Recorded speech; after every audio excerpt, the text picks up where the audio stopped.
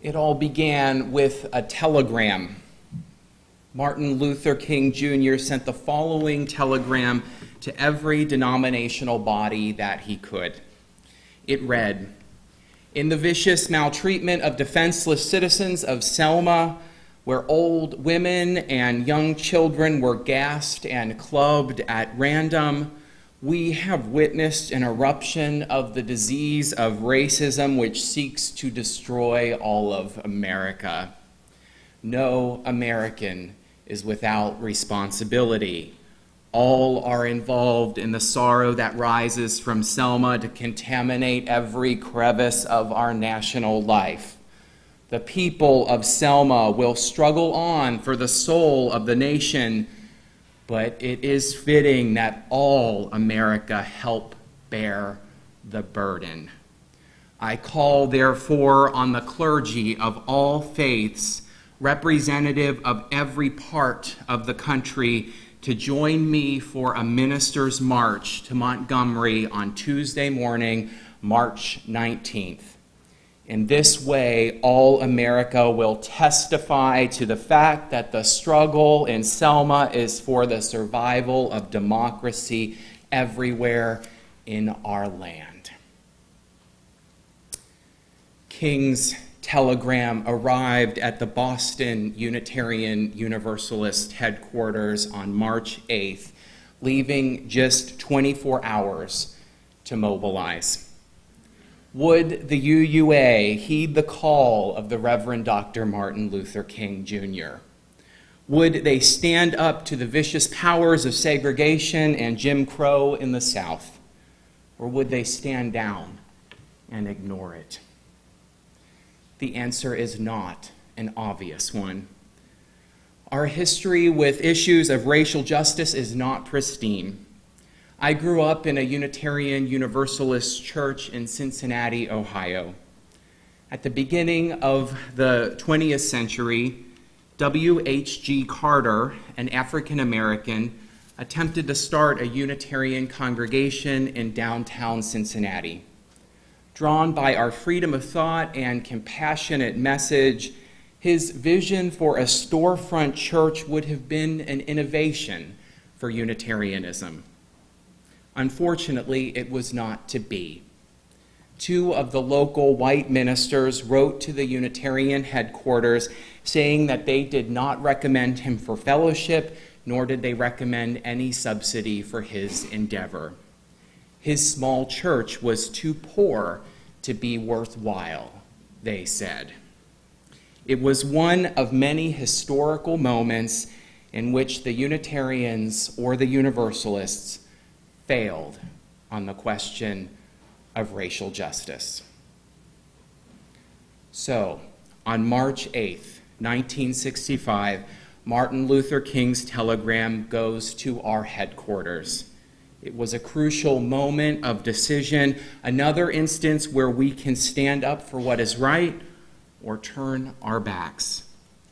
The Reverend Orloff Miller held the weight of that question in his hands when the telegram arrived.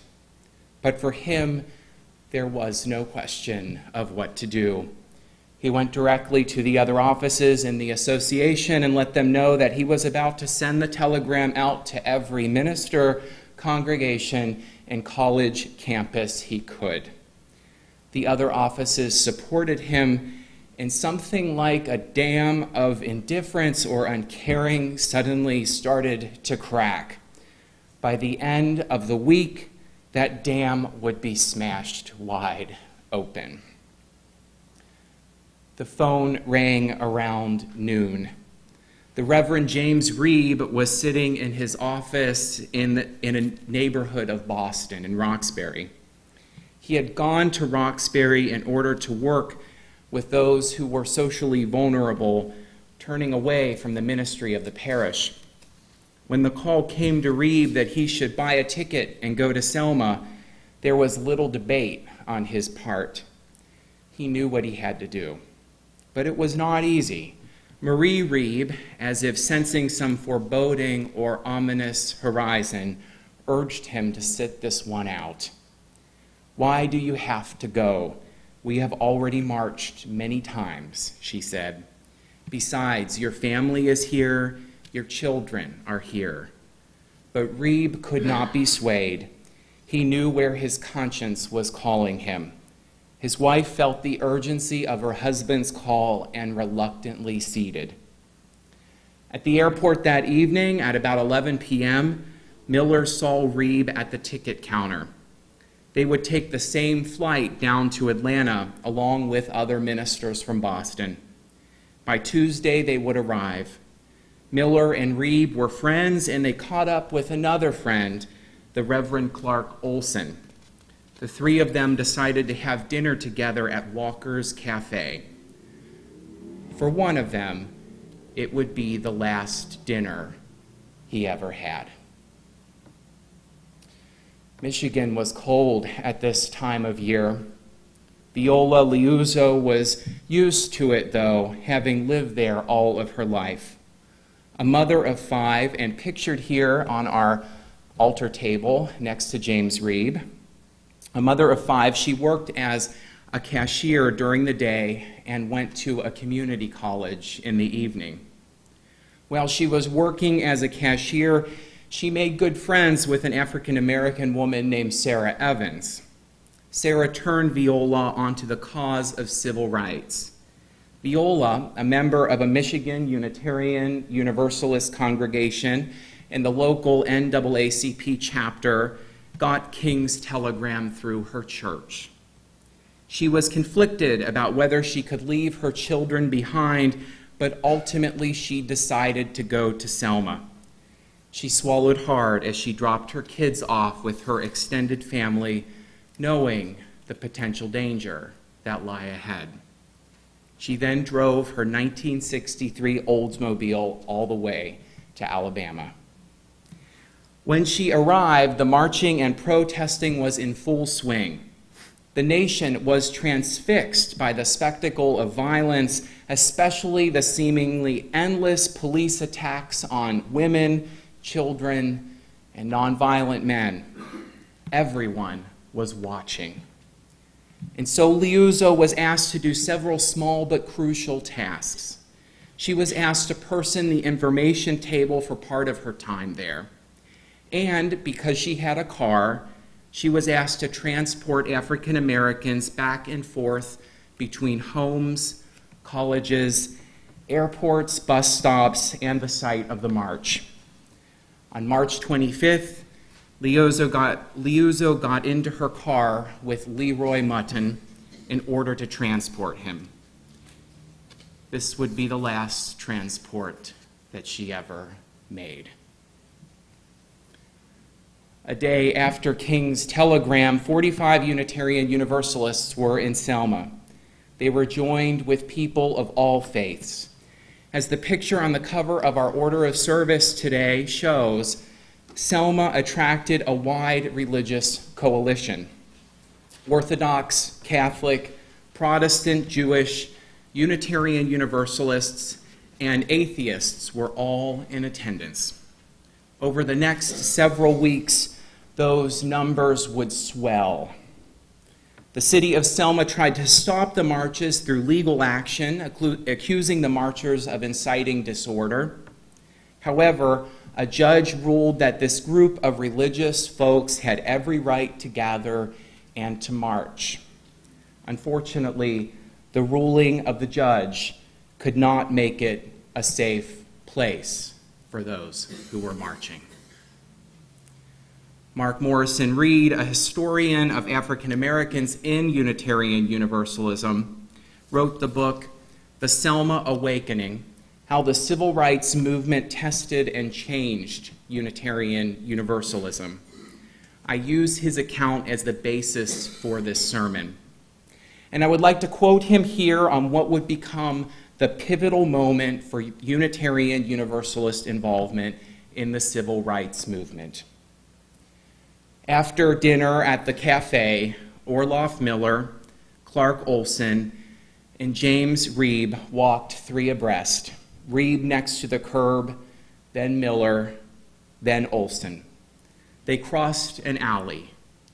4 or 5 white locals came out from a variety store behind them, from the opposite side of the street, and began yelling, "Hey, you niggers." Olson, Miller, and Reeb sped up, but the men ran at them. Olson, who was farthest from the curb, saw them best.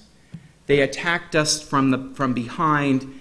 At least one carried a large club, possibly a baseball bat or a length of pipe, with which he took a roundhouse swing at James Reeb's head. He and Miller heard it land. Olson backed away, but one of the men came after him, landing a punch that staggered him and sent his glasses flying. Miller dropped to the ground, doubled up, and tried, as he'd been trained, to shield his head, but one kick landed on his forehead, leaving an imprint that is still visible. Reeb was also on the ground, lying stunned. As their attackers kicked them, they yelled, "You want to know what it's like to be a nigger around here? We'll show you." The assailants landed a few more kicks. Miller and Olson were bruised and Reeb was dazed. They had to help him stand. By the time they had staggered to the Southern Christian Leadership Conference office around the block to ask for help, Reeb was in great pain. In the black infirmary, Reeb lay on a stretcher, grimacing. Olson held his hand as the pain worsened. Reeb's grip tightened, and then it went limp as he lapsed into unconsciousness. On Thursday of March 11th, Marie Reeb made the decision to stop artificial means to keep her husband alive. President Johnson called to offer his condolences. Martin Luther King Jr. called too. James Reeb became the first martyr of the Unitarian Universalist Association in the struggle for civil rights. But he would not be the last. Viola Liuzzo got into her car with Leroy Mutton. She was not unaware of the subversive nature of this very act. For a white woman to be seen with a black man in the South at that time was dangerous for both. And indeed, while they were driving, another car pulled up behind them. Men started shouting racist slurs, and so they tried to outrun them. Miraculously, they got away and survived that. But later in the drive, on the way back to the march, a car with 4 Klansmen pulled up beside the 1963 Oldsmobile. Viola tried to outrun that car too, to no effect. Rather, the men in the car managed to unroll their window and shoot Viola twice in the head, killing her instantly. Her car spun off the road. The Klansmen stopped and searched her car. During that time, Leroy Mutton lay very still and held his breath, praying that they would take him for dead. They did, and Leroy was left to tell of Viola's last hours. The dam of indifference that had held us back from engaging finally broke. A trickle became a flood. Our denomination was mobilized like never before.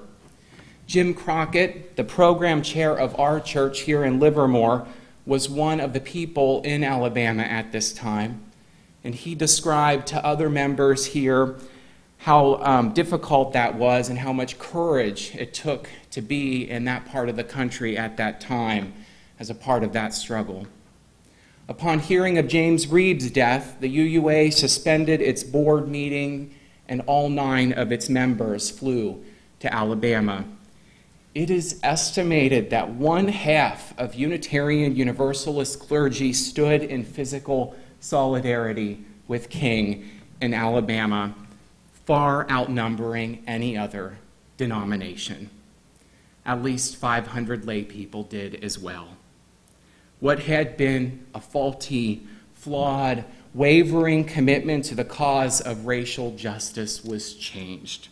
Our people really stepped up, And it did not solve the problem of racial injustice in our own denomination, but it is one moment that we can be very, very proud of, one that we can use as an example for how to move forward today. Martin Luther King eulogized James Reeb. The president of the Unitarian Universalist Association, Dana McLean Greeley, stood next to King at the service and offered the Lord's Prayer. The news picked this up and it became front page news. And finally, in what is perhaps the climax of this story, President Johnson addressed a joint session of Congress that very evening, and he spoke the now famous words with which he introduced the Voting Rights Bill. At times, history and fate meet at a single time, in a single place, to shape a turning point in man's unending search for freedom. So it was at Lexington and Concord. So it was a century ago at Appomattox.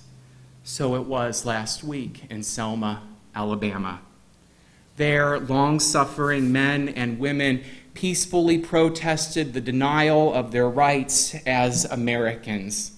Many were brutally assaulted. One good man, a man of God, the Reverend James Reeb, was killed. This month marks the 50th anniversary of the March on Selma. And this week, as hundreds of Unitarian Universalists converged on Selma in remembrance, the events of 50 years ago are very much on my heart. These acts of courage came from ordinary men and women who did extraordinary things. And they make me wonder what it is that we will do to continue to make a difference. How will we continue their legacy? What brave act will we do to continue the work of James Reeb and Viola Liuzzo? My spiritual companions, the future is open.